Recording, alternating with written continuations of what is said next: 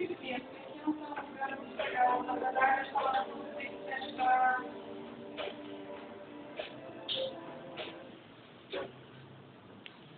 Então, você vai gritando, e aí você vai com os seus desenhos. E ele tem uma, na verdade, a gente testou, vocês entenderam, né? O que foi que a gente testou aqui? Na verdade, tem uma série de decisões aqui.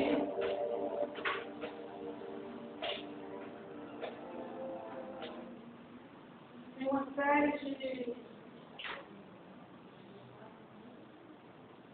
uma série de decisões aqui, por exemplo. Não sei se você percebe que a partir do certo tempo, a linha vai se apagando. Existe uma quantidade de frames máximo que ele permanece. Você ficar parado. Ficar só um pouco. Certo?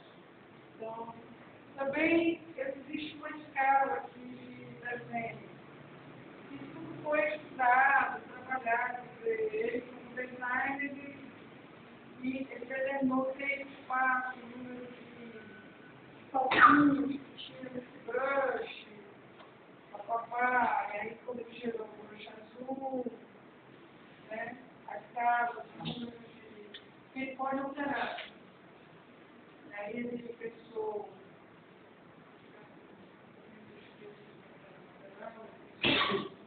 as casas sempre frente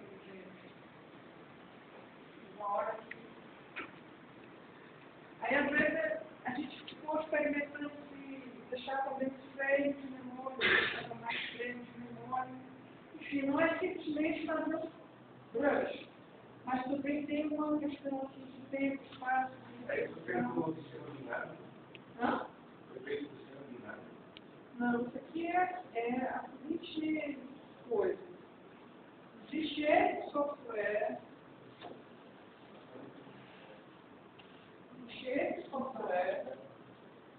que é o Lampião. O Lampião, o que ele faz? Lembra que eu falei, ó? Ele captura esse ponto, ele faz uma diferença de contraste do certo? E aí ele gera um ponto médio. Esse ponto fica mais claro. Conforme esse ponto de luz fica mais claro, ele transforma isso numa tela X para o mouse. Por exemplo, uma aplicação para isso aqui, que é um aluno que a gente está colocando com alguns grupos de dança